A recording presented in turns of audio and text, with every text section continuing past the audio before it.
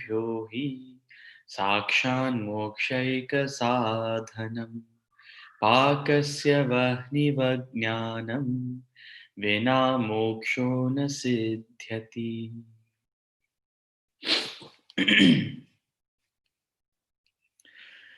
अष्टावक्र उवाच भावाभावविकारश्च स्वभावादिति निश्चयी निर्विकारो गतक्लेशः सुखेनैवोपशाम्यति। ईश्वरः सर्वनिर्माता नेहान्य इति निश्चयी अन्तर्गलितसर्वाशः शान्तः क्वापि न सज्जते। आपदः सम्पदः काले दैवादेवेति निश्चयी तृप्तः स्वस्थेन्द्रियो नित्यं न वाञ्छति न शोचति।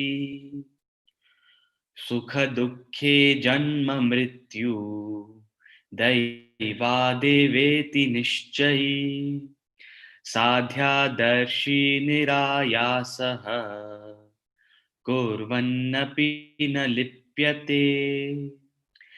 चिन्तया जायते दुःखं नान्यथेहेति निश्चयी तया हीनः सुखी शान्तः सर्वत्र गलितस्पृहः।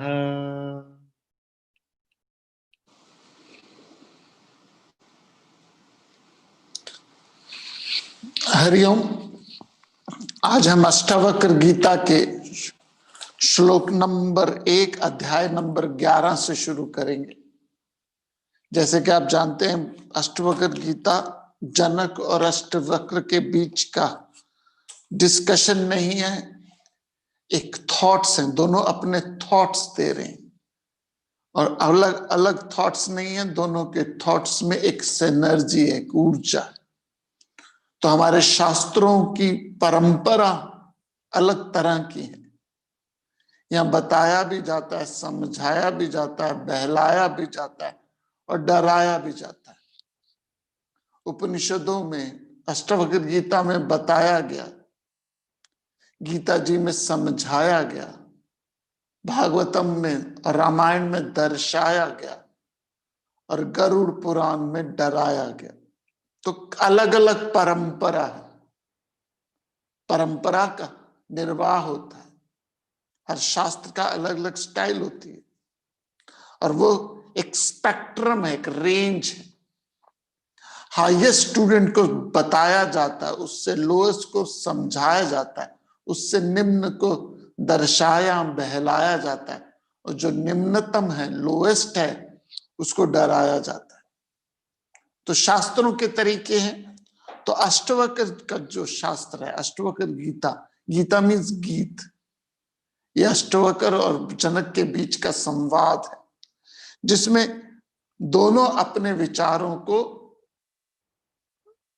शब्द दे रहे हैं, अपने विचारों को एक शब्द दे रहे हैं, और उन शब्दों के अंदर कोई, हर विचार में कोई ना कोई खास शब्द है।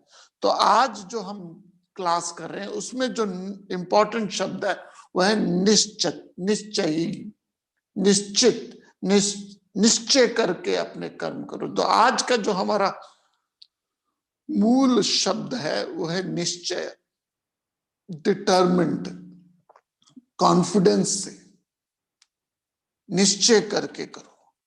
तो 5 श्लोक आज हम प्लान कर रहे हैं करने की, और हर श्लोक में ये शब्द आएगा, निश्चयी, निश्चयी, निश्चयी।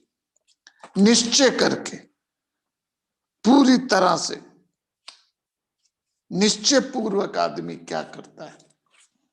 देखिए, ज्ञान की सबसे बड़ी खूबी क्या है, ज्ञान में कंफ्यूजन नहीं होती, निश्चय होता है।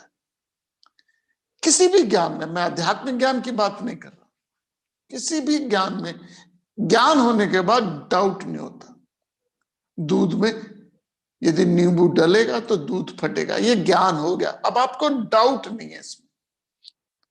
आपको संशय नहीं है कि पता नहीं शायद ये नींबू से ना फटे। हर शख्स को जिसको ज्ञान है वो निश्चित हो जाता है, निश्चिंत हो जाता है, उसको फिर कोई डोल नहीं सकता। पोटेशियम साइनाइड जहर है, आपको निश्चय, अब आपका मन नहीं डोलता। और निश्चय के लिए ज्ञान अनुभव से भी आता है और ज्ञान पुस्तकों से भी आता है।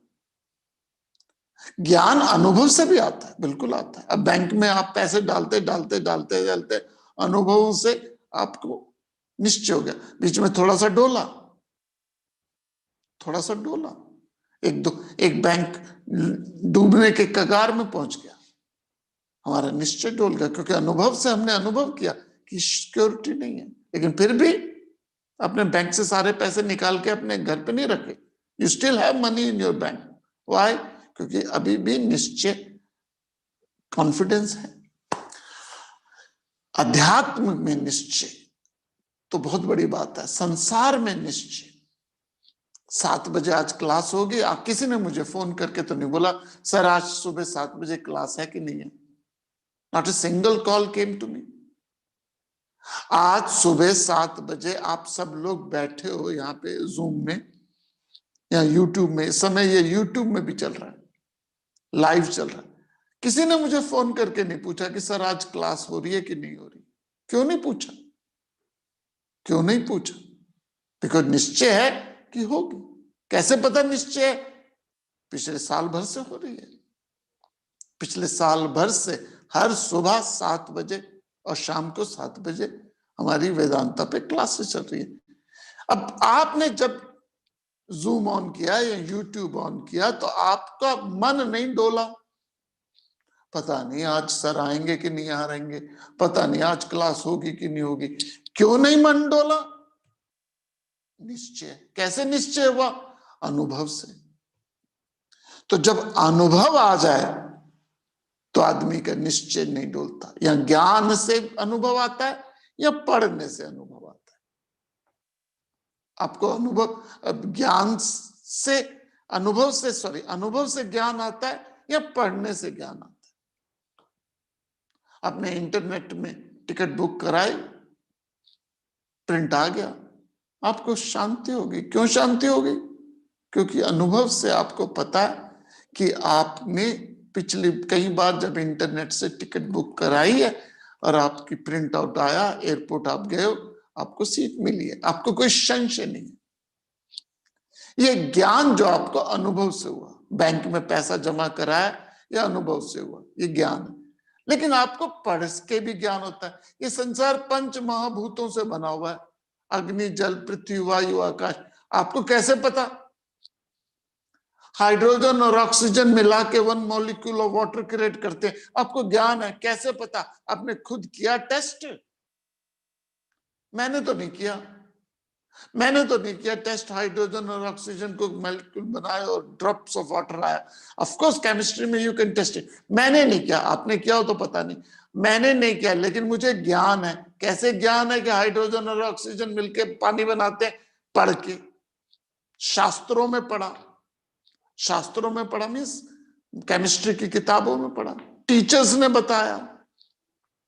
तो जब टीचर ने आपको बताया केमिस्ट्री की क्लास में हाइड्रोजन और ऑक्सीजन मिलकर मॉलिक्यूल ऑफ वाटर बनाते हैं, तो आपको ये ज्ञान बस गया, अनुभव जीवन में बस गया। लेकिन ये अनुभव से नहीं बसा, ये पढ़ने से बसा। आपको मुझको बताया गया इलेक्ट्रॉन है, न्यूट्रॉन है, प्रोटॉन है, इलेक्ट्रॉन, न्यूट्रॉन, प्रोटॉन ऐसे काम करते हैं। आपने देखा, आपने हिग्स बोसन को स्पार्क करके हुए देखा, आपने इलेक्ट्रॉन, न्यूट्रॉन, प्रोटॉन को मूव करते हुए देखा। मैंने नहीं देखा, लेकिन आपको ज्ञान है। कैसे ज्ञान है? पढ़ा हुआ है, गुरुओं से सुना हुआ है। हमने सुना है 32 पर सेकंड की स्पीड से लॉ ऑफ ग्रेविटेशन होता है। आपने खुद चेक किया, उसकी स्पीड चेक करी खुद? मैंने तो नहीं करी, लेकिन मुझे ज्ञान है। कैसे ज्ञान हुआ? अनुभव से नहीं, सुनने से, पढ़ने से। I can go and on and on and on and on, कितनी चीजें बता सकता हूं। सो ज्ञान 2 चीजों से होता है, या तो अनुभव से या अध्ययन से। दोनों ज्ञान स्थिर हो, निश्चय हो।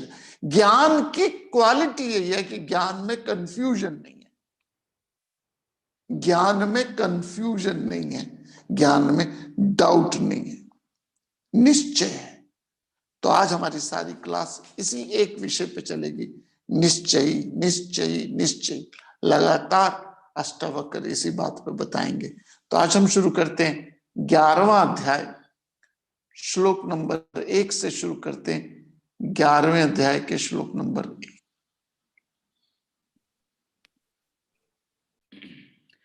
अष्टावक्र उवाच भावाभावविकारश्च स्वभावादिति निश्चयी निर्विकारो गतक्लेशः सुखेनैवोपशाम्यति। अष्टावक्र उवाच भावाभावविकारश्च स्वभावादिति निश्चयी निर्विकारो गतक्लेशः सुखेनैवोपशाम्यति। Ashtavakra says, change of states like presence and absence, visibility and invisibility, birth and death occur naturally. One who knows it with definiteness becomes free from defects, free from pain, and attains peace easily. Ashtavakra कहते हैं भाव और अभाव, सृष्टि और प्रलय, जन्म और मृत्यु, स्थिति और मृत्यु, भाव और अभाव रूपी विकार स्वाभाविक है। Please listen me carefully, it is natural. भाव और अभाव नेचुरल है। कभी लाइफ में किसी चीज का भाव होगा, किसी चीज का अभाव होगा। भाव मतलब सृष्टि और प्रलय, जन्म और मृत्यु। आम भाषा में कहा जाए तो कभी इसका कभी भाव ज्यादा होता है, कभी अभाव ज्यादा होता है। कभी पैसे का अभाव होता है और कभी पैसा ज्यादा होता है। कभी तंदुरुस्ती का भाव अभाव निश्चय स्वाभाविक है। ऐसी निश्चित रूप से जानने वाला विकार रहित, दुख रहित होके सुखपूर्वक शांति को प्राप्त होता जाता है। सुखपूर्वक शांति को प्राप्त होता है, गुस्से से नहीं। कभी कोई चीज होगी, कभी कोई चीज नहीं होगी। भाव अभाव, कभी किसी चीज का भाव बहुत ज्यादा होता है।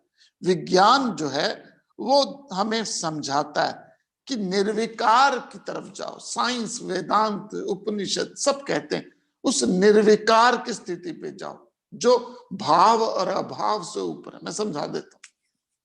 अब देखिए जी, कभी किसी चीज का भाव ज्यादा होता है और कभी किसी चीज का भाव कम होता है। पैसे के मामले में तो हम सबको पता है, कभी प्याज का भाव बहुत तेज है, कभी प्याज का भाव बहुत कम है। ये तो सिंपल बात है। कभी सब्जी का भाव, आम भाषा में कहते हैं आजकल भाव बड़े चढ़ रहे हैं। ये तो हो गया पैसे के बारे में। कभी कोई चीज भाव बढ़ जाता है, कभी कम हो जाता है।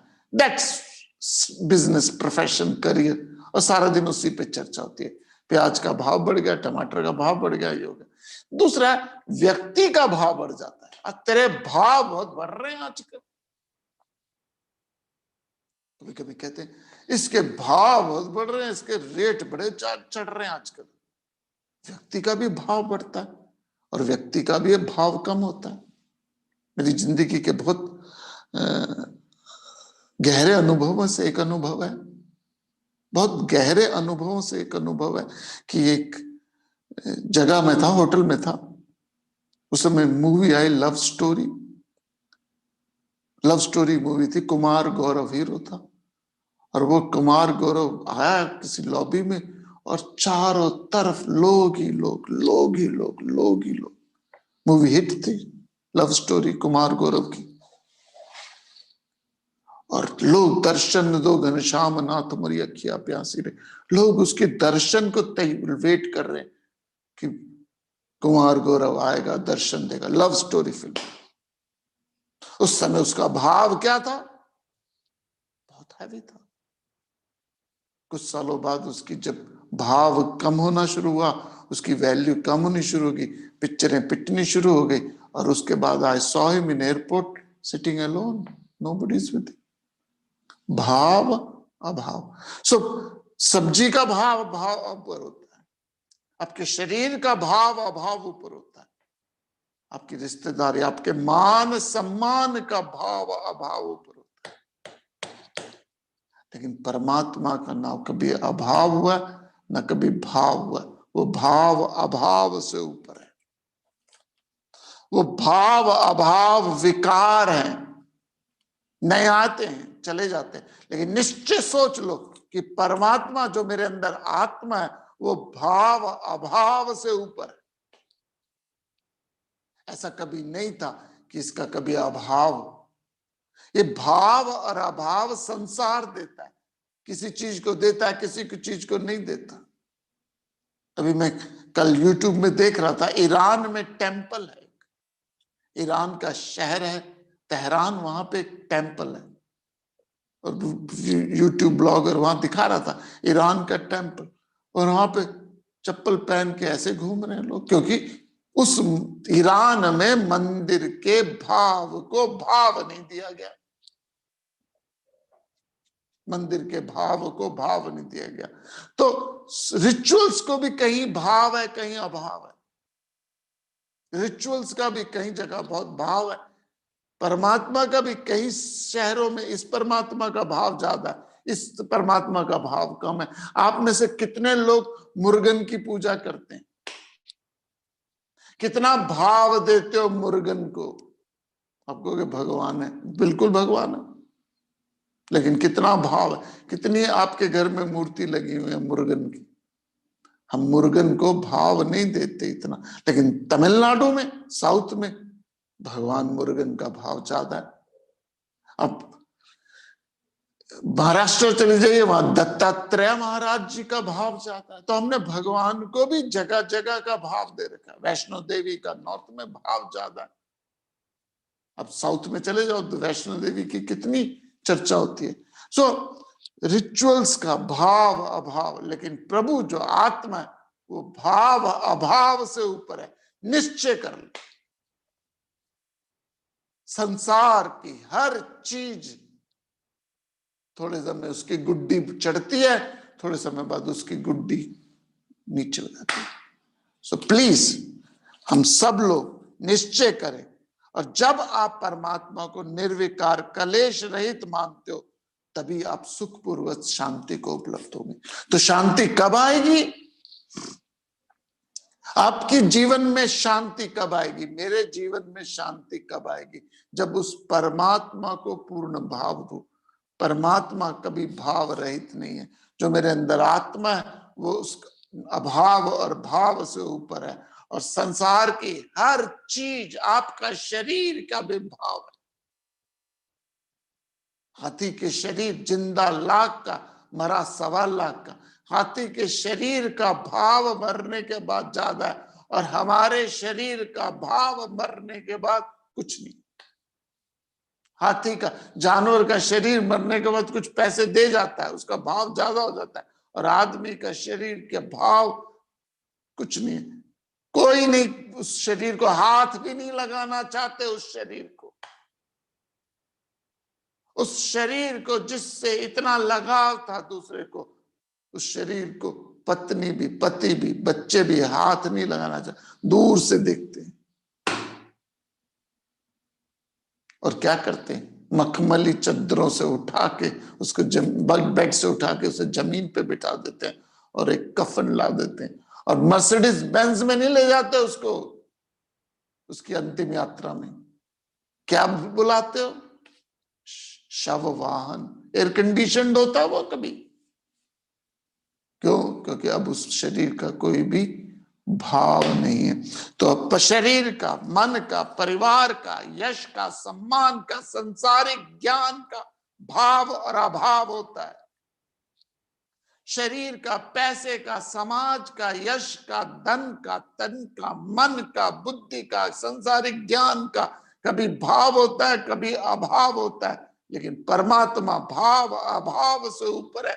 जिसने ये निश्चय कर लिया जिसके दिमाग में ये बात बस गई, जिसके जिस्म जान में ये बात बस गई, वो सुखपूर्वक शांति से रहता है, वो शांति से सुखपूर्वक। तो सुखपूर्वक हम कब रहते हैं? जब हम परमात्मा को वैल्यू दें, जब हम आत्मा को वैल्यू दें, निश्चय पूर्वक, कैजुअली नहीं। कैजुअली तो हम सब कहते थे हाँ जी प्रभु महान है, लेकिन अंतःकरण में, मैं मजाक सर हमेशा मजाक में कहते हैं, एक हाथ में 2000 रुपए, एक हाथ में चॉकलेट है, बच्चे के जन्मदिन में जाते हो, क्या लेगा बच्चा जन्मदिन में? माँ पीछे खड़ी है, इशारा कर रही है 2000 रुपए में, एक हाथ में 2000 रुपए, एक हाथ में चॉकलेट है, बच्चे के जन्मदिन। किसको भाव देते हो आप ज्यादा? बच्चा चॉकलेट लेगा, आप 2000 रुपए लोगे, मैं आपके पास जाता हूँ 2000 चॉकलेट के, आप 2000 लोगे। एक तरफ हेल्थ है, एक तरफ 2000 है, क्या लोगे? एक तरफ हेल्थ है, एक तरफ 2000 रुपए, क्या लोगे? हेल्थ लोगे। एक तरफ शरीर का सुख है, एक तरफ परिवार का सुख है, घर वालों का सुख है, बच्चों का सुख है, क्या लोगे? किसको भाव ज्यादा देते हो? परिवार के सुख को। एक तरफ शरीर का, मन का, परिवार का सुख है, और एक तरफ प्रभु का सुख है, किसको ज्यादा भाव देते हो? आंसर मत देना मुझे, क्योंकि वो झूठ होगा। तो जो प्रभु को ज्यादा भाव दे और विषयों को कम भाव दे, वो व्यक्ति सुखपूर्वक, निश्चित पूर्वक, शांति से संसार में जीता है। उसके बाद उसे कोई भी चीज अपसेट, परेशान या डिस्टर्ब नहीं कर सकती।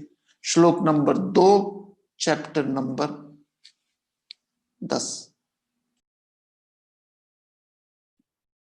ईश्वरः सर्वनिर्माता नेहान्य इति निश्चयी अन्तर्गलितः सर्वाशः शान्तः क्वापि न सज्जते। ईश्वरः सर्वनिर्माता नेहान्य इति निश्चयी अन्तर्गलितः सर्वाशः शान्तः क्वापि न सज्जते। God is the creator of all and no one else. One who knows it with definiteness becomes free from all internal desires. That serene man becomes indifferent everywhere.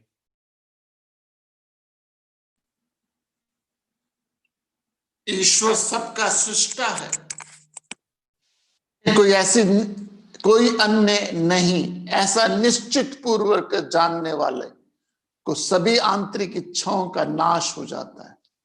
वह शांत पुरुष सर्वत्र आसक्ति रहित हो जाता है। ईश्वर सबका सृष्टा है, कोई और नहीं है ईश्वर के सिवा। ऐसा जो निश्चित रूप से जानने वाला सभी आंतरिक इच्छाओं का नाश हो जाता है, वह शांत पुरुष सर्वत्र आसक्ति रहित रहता है। तो फिर उन्होंने बात की निश्चय। अब नॉलेज में क्या है? ईसावास्य मिदग्गु सर्वम यत्किंचित जगत्याम जगत। ईश्वर सबका आधार है, सबका आधार है। ऐसी कोई चीज नहीं है जो ईश्वर के बिना हो। जैसे सारे जेवरों का आधार सोना है, सारी लहरों का आधार समुद्र है, सारे मटकों का आधार मिट्टी है। ईश्वर का मतलब है द प्योर कॉन्शियसनेस। यहां ईश्वर का मतलब है द आत्मा जो है वो सृष्टि का आधार है, शुरुआत से लेके आखिरी तक सबका आधार है, उसके सिवा कुछ और नहीं।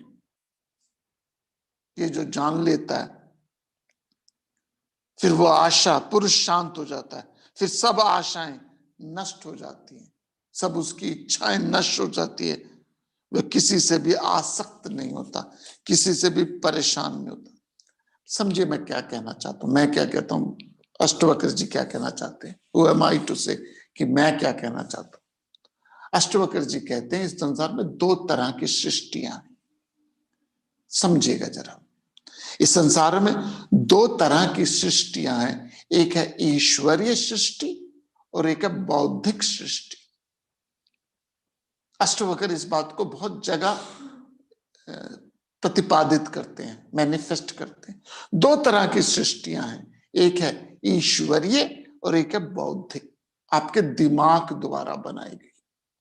फॉर एग्जाम्पल पेड़ हैं, पौधे हैं, जंगल हैं, नदियां हैं, पहाड़ है, जमीन है, ये सब ईश्वरीय कृति है।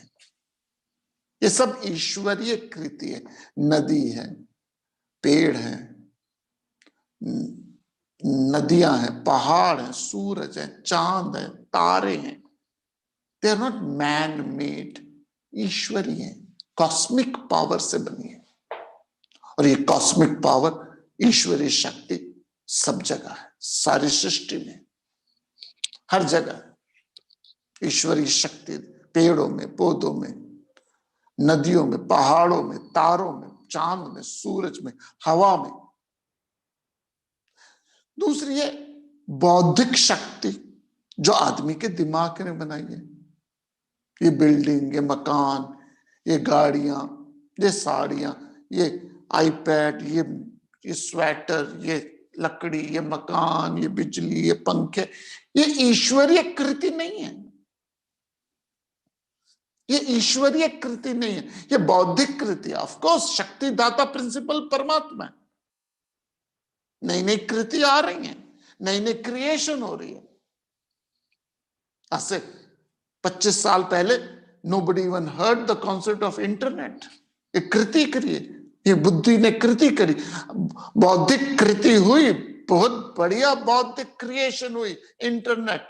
ये कोई ईश्वरीय कृति नहीं है, इट्स अ मैन मेड कृति। लेकिन इस इंटरनेट ने, मोबाइल ने, इंटरनेट, कंप्यूटर्स ने पूरी सृष्टि बदल दी,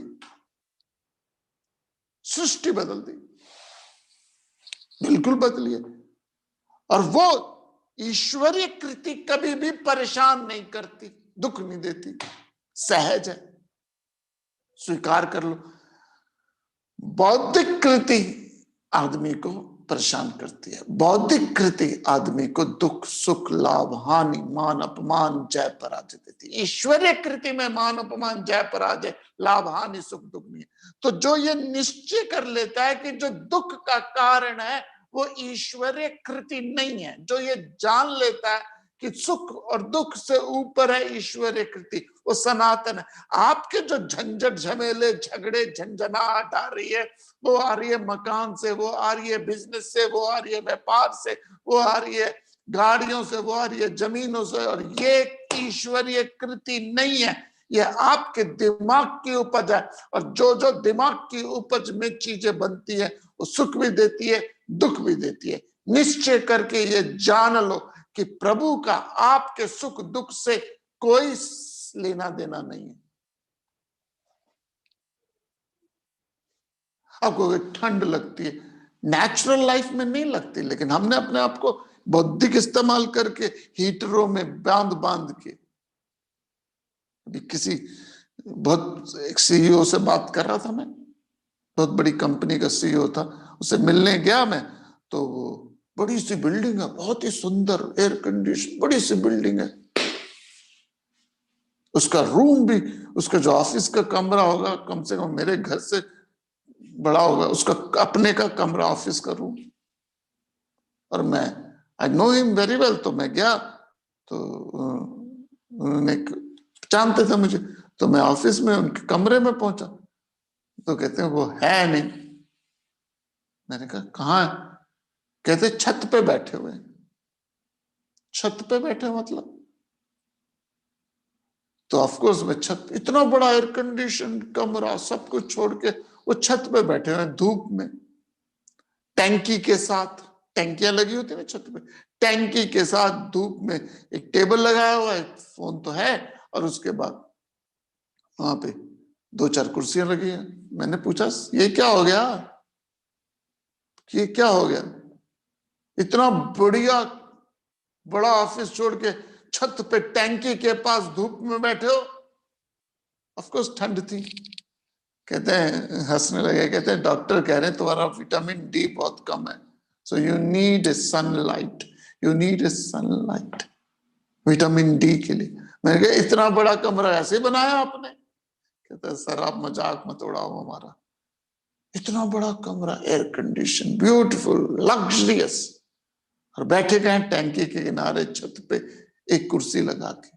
क्यों? क्योंकि हम ईश्वरीय कृति से अलग हो गए, हम नेचुरल लाइफ से अलग हो गए, हम अननेचुरल लाइफ में ज्यादा जीने लगे। और जितने आप और मैं अननेचुरल लाइफ जिएंगे, बौद्धिक संपदा से जिएंगे, अपने दिमाग की ऊपर से बनाई हुई चीजों के साथ ज्यादा रहेंगे, वो सुख भी देगी दुख भी देगी। I accept it. मैं ये नहीं कहता कि वो सुख देती है या दुख देती है। ईश्वरीय कृति न सुख देती है, वो सनातन है, सुख दुख से ऊपर है। लेकिन जो बौद्धिक कृति है, ये सृष्टि जो बनी है, अपने आसपास दिमाग लगा के देखो कितनी चीज ईश्वरीय कृति है, कितनी चीज बौद्धिक कृति है। जिस कुर्सी पे, टेबल पे, बेड पे, चेयर पे आप बैठ के सुन रहे हो, जिस एप्पल आईपॉड एप्पल के साथ या मोबाइल के साथ या कंप्यूटर के साथ आप सुन रहे हो, जिस चश्मे से बैठ के आप सुन रहे हो, जिस माइक से आप सुन रहे हो, जिस लाइट से आप सुन रहे हो, ये सब ईश्वरीय कृति नहीं है। मैं ये नहीं कह रहा कि सब कुछ छोड़ छाड़ के जंगल चले जाओ, नहीं रह सकते, अब हमें आदत पड़ गई है। लेकिन परमात्मा जो है वो ईश्वर कृति से ऊपर है, वो सृष्टि का आधार है, वो सनातन है। लेकिन हमें परेशान करती है बौद्धिक कृति, बौद्धिक स्थिति। जिसको ये निश्चय ज्ञान है वो आदमी सुखी, फिर वो दुखी नहीं होता। पता है कि मेरी क्रिएशन है, जब मेरी ही क्रिएशन है तो मैं क्यों इससे परेशान हूं? ये कोई भगवान ने तो नहीं बनाया, या आईपैड भगवान ने तो नहीं बनाया, इंटरनेट।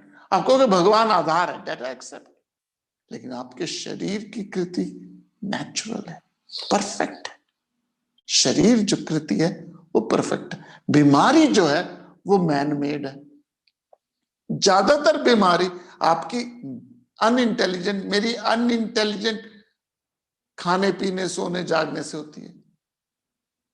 मैं नहीं कहता मृत्यु नहीं है, मृत्यु ईश्वरीय है, मृत्यु नेचुरल है। मृत्यु कोई बड़ी बात नहीं है, वो तो नेचुरल है। मृत्यु ना हो तो कुछ गड़बड़ है। हमने मेडिसिन के सहारे, आई एम नॉट अगेंस्ट मेडिसिन, लेकिन मेडिसिन के सहारे, अपने बुद्धि के सहारे क्वांटिटी ऑफ लाइफ तो बढ़ा दी, लेकिन क्वालिटी ऑफ लाइफ कैसे हुई है? मैंने बहुत बार एग्जांपल दिया। 1947 में एवरेज इंडियन एज 45-46 थी। आज 2020 में एवरेज एज 67-68 है, और अगले 30 सालों में एवरेज एज इंडियंस की एवरेज एज 82-85 हो जाएगी। 85 साल का मतलब है आपकी हमारी एवरेज एज 85 का मतलब है कि हम ज्यादातर लोग 100 का पहाड़ा करेंगे। 100 का पहाड़ा का मतलब है लाइफ में क्वांटिटी ऑफ लाइफ तो बढ़ जाएगी, quality of life, quality of life क्या होगी? 60 साल तक आपके बच्चों की शादी हो जाएगी, 60 साल तक आपका घर बन जाएगा, 7 साल के बाद आपको जॉब से निकाल दिया जाएगा, आप रिटायर्ड हो जाओगे। 60 से लेके 100 साल, अगले 40 साल कितनी ताशे खेलोगे, कितनी गॉसिप करोगे, कितना यूट्यूब देखोगे, कितनी किट्टी जाओगे। फिल्म है ना मुगले आजम, उसमें कहता है अनारकली सलीम तुझे मरने नहीं देगा और हम तुझे जीने नहीं देंगे। तो घर वाले हमें जीने नहीं देंगे और डॉक्टर हमें मरने नहीं देंगे। तो ये जो आर्टिफिशियल लाइफ हम जी रहे हैं, I am again saying, I am not against it please, लेकिन उस ईश्वरीय गुण के साथ मिलिए, उस ईश्वरीय शक्ति, उस नेचुरल लाइफ के साथ जिए। इसलिए कुछ दिन तो बिताइए नरेंद्र नगर में हमारे साथ, और नेचुरल लाइफ में थे, थोड़ी देर तो जिए। तो जब यह निश्चय हो जाए आदमी को तो शांत हो जाता है, फिर उसकी आशाएं नष्ट हो जाती हैं, फिर वो ज्यादा प्रपंच में नहीं फंसता, फिर ज्यादा झमेले में नहीं फंसता। आगे क्या कहते हैं? श्रीमद् भगवत गीता, सॉरी अष्टवक्र गीता अध्याय नंबर 11, अध्याय नंबर 11 श्लोक नंबर 3 करते हैं। आपदः संपदः काले दैवादेवेति निश्चयी तृप्तः स्वास्थेन्द्रियो नित्यं न वाञ्छति न शोचति। आपदः संपदः काले दैवादेवेति निश्चयी तृप्तः स्वास्थेन्द्रियो नित्यं न वाञ्छति न शोचति. Good and bad times are due to previous actions which decide fate. One who knows it with definiteness becomes content and gains regular control on senses. He neither desires nor gets disappointed.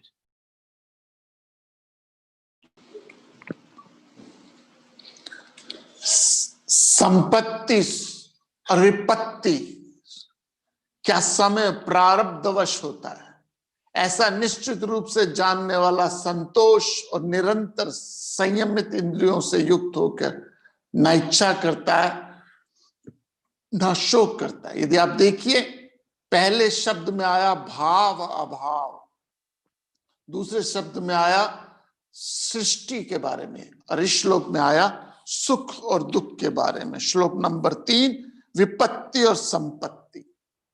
पिछले श्लोक में आया सारी सृष्टि जो है. पहले श्लोक में हमने देखा भाव अभाव, किसी चीज को भाव है, किसी चीज का अभाव है, दोनों से ऊपर उठो.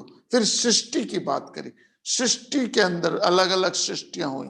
अब बात कर रहे हैं विपत्ति और संपत्ति. आपके जीवन में सुख और दुख, कभी विपत्ति आती है, कभी संपत्ति आती है, कभी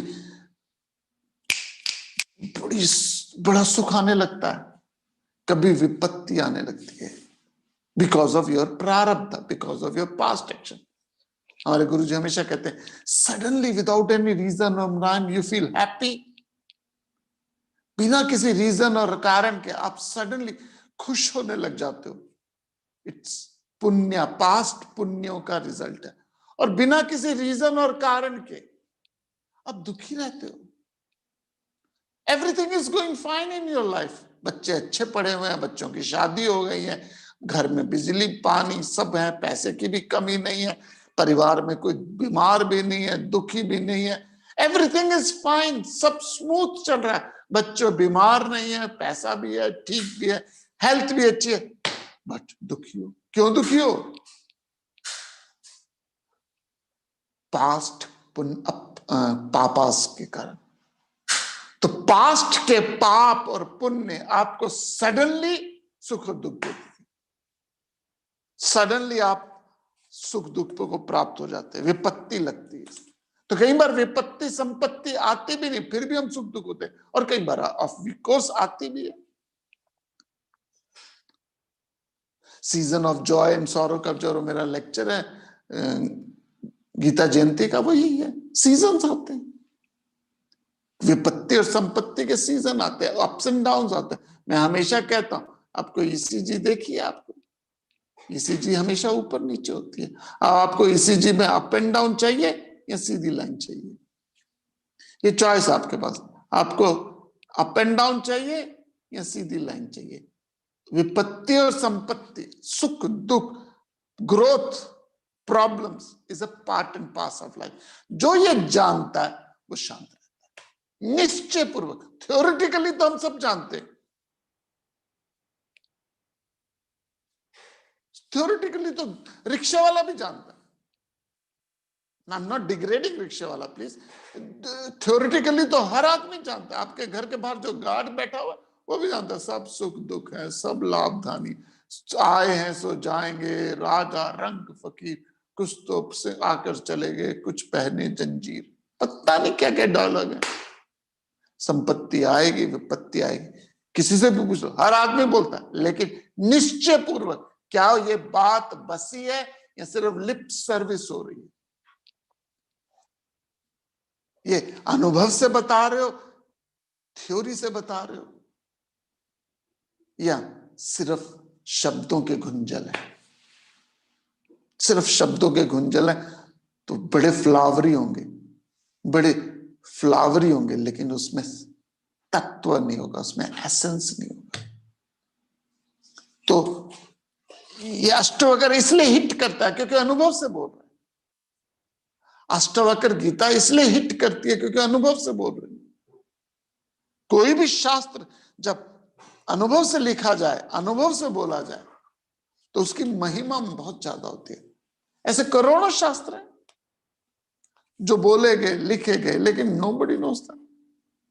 शास्त्र मतलब कई ऐसे लोग हैं। रामायण पे बहुत लोगों ने लिखा, रामायण पे बहुत लोगों ने लिखा, अब गीता जी में बहुत लोगों ने लिखा। आप गीता जी की कमेंट्री पढ़ लीजिए, बहुत लोगों ने लिखी है कमेंट्री, लेकिन आप पढ़ो तो वो हिट नहीं करती। अष्टवक्र गीता बहुतों ने लिखी है, योग वशिष्ठ, कई हैं, ऐसे कोई शास्त्रों की कमी नहीं है। अब यूट्यूब में चेक कर लीजिए, थाउजेंड्स एंड थाउजेंड पेजेस आ जाएंगे, और कईयों के तो 2-2 करोड़ लोगों ने देखे हुए, व्यूज 2-2 करोड़ लोगों ने देखे, क्योंकि नाम बहुत बड़ा उनका। और आप सुनने बैठोगे तो आप लगेगा ये they talk about and about, I came out of the same door where I went in. Not criticizing, क्योंकि वो अनुभव से नहीं बात कर, और जब अनुभव से बात करें तो थोड़ा सा भी बोलो गहराई छुट जाती है। तो यहां अष्टवक्र कहते हैं आपके जीवन में संपत्ति और विपत्ति जो आई है वो आपके प्रारब्ध के कारण आई है।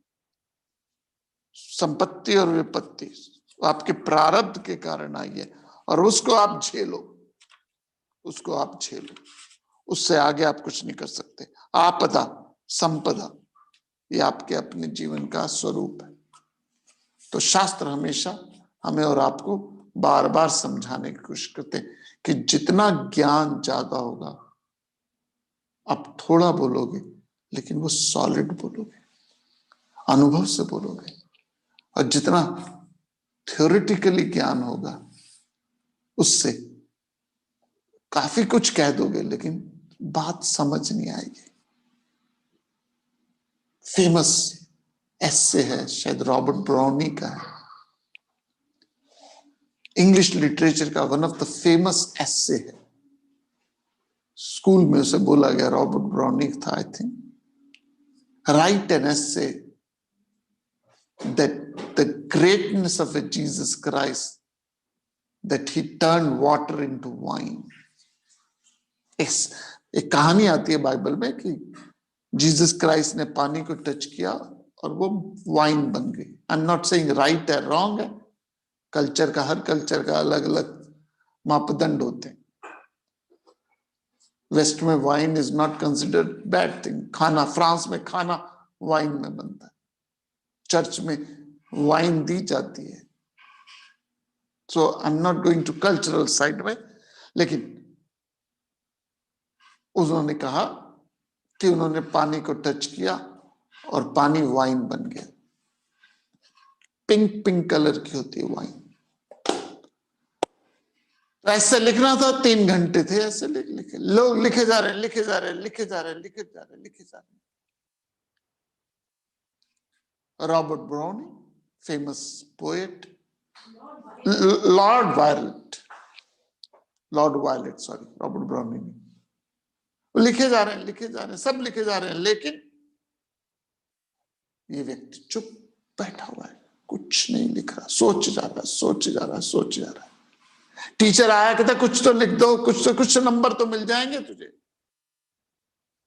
कुछ नंबर तो मिल जाएंगे, लेकिन चुप बैठे हैं लॉर्ड। और जब 1 मिनट रह गया एग्जाम की खत्म होने का, he wrote 1 line, just 1 line। Topic क्या था? Jesus Christ turned water into wine, and he just wrote 1 line, और वो इंग्लिश लिटरेचर का सबसे बढ़िया एस्से माना जाता है आज भी।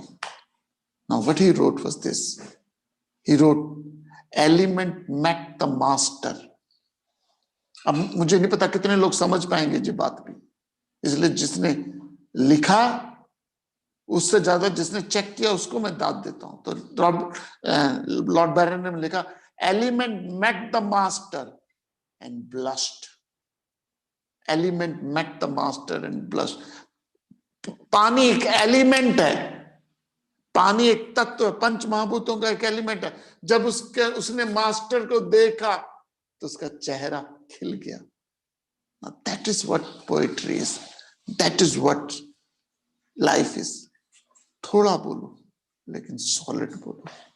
तो अनुभव से बात करिए।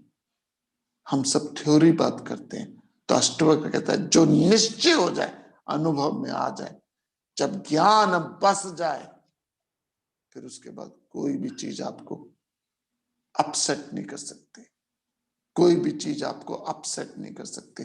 और अगर ज्ञान नहीं है तो थोड़ी भी चीज खराब हो जाए तो आपको मुझको अपसेट कर सकती है। सोचिएगा इस बात पे।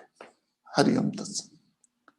ओम ओम पूर्णमदा पूर्णमिदं पूर्णात् पूर्णमुदच्यते पूर्णस्य पूर्णमादाय पूर्णमेवावशिष्यते। ओम शांति।